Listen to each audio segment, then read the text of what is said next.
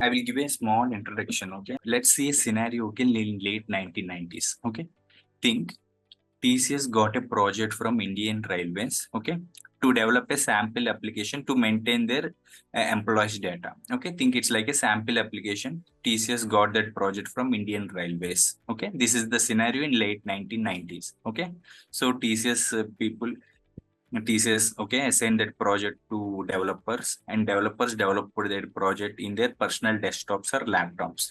But the thing here is, okay, they can't run that particular application on their laptops, okay, because whatever the laptops we are using or personal desktops we are using, they have certain limitations, okay.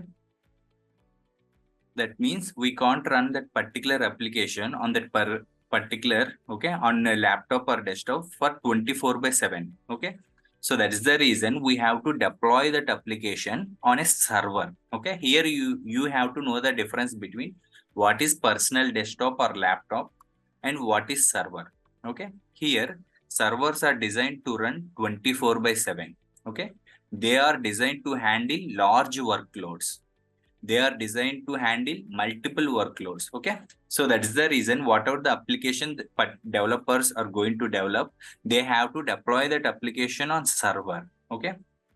See, think about Flipkart application, okay. If you see Flipkart application, this is an application, okay. I can't deploy this application on laptop because if I shut down my laptop, definitely users won't able to access this application. So that is the reason we have to deploy this application on server. Why we need to deploy this application on server? Because servers are designed to run 24/7, okay. They can handle large workloads, okay. This is how servers looks like, okay. They are like powerful centralized computer that clients connect over a network. They are designed to handle large workloads and need to be up and running 24/7, okay. So, okay, I designed my application on server, but we need one place to keep this server, okay. That place is nothing but data center, okay. Here you have to know the definition of data center. What is data center? If you see here, data center is a physical location that stores computing machines and their related hardware equipment, okay. This is how data center looks like, okay. These are all physical servers, okay.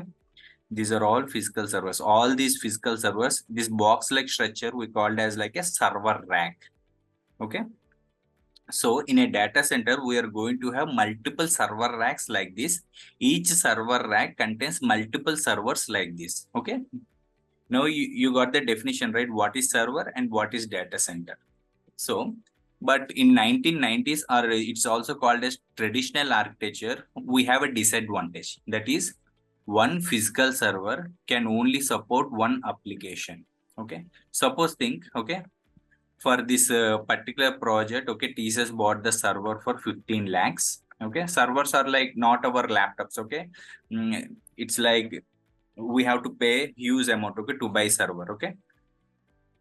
So suppose think TCS bought the server for 15 lakhs, and think at the time that server configuration is like 32 GB RAM and 16 processors, okay.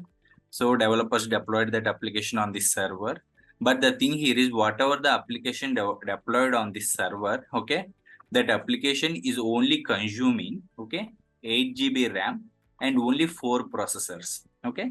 That means out of 100%, okay, my application is only consuming 25% resources. That means 75% of resources we are wasting, okay.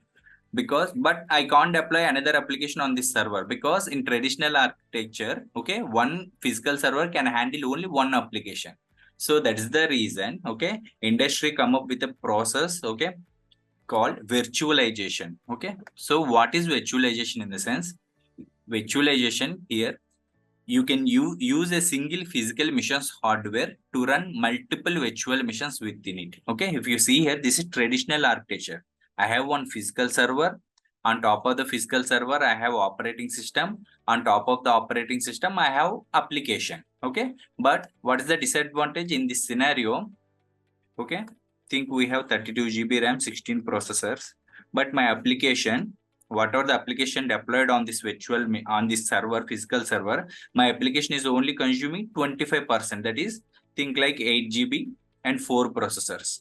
So in traditional architecture, we are wasting almost 75% of resources. Okay, so that's the disadvantage of traditional architecture. So that's the reason, okay, people come up with a concept called virtualization.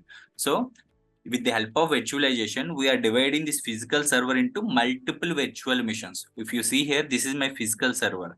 On top of the physical server, I'm going to install virtualization software. Okay, this is like a virtualization software. So with the help of this virtualization software, we are dividing this physical server into multiple virtual machines. So think this is like physical server configuration is 32 GB, 16 processors. So with the help of this virtualization software, I can create multiple virtual machines. Like think this virtual machine like 8 GB and 4 processors. Okay, I can create one more virtual machine like 8 GB, 4 processors. Okay, so based upon our requirement, we can create virtual machines. Okay, with the help of this virtualization software.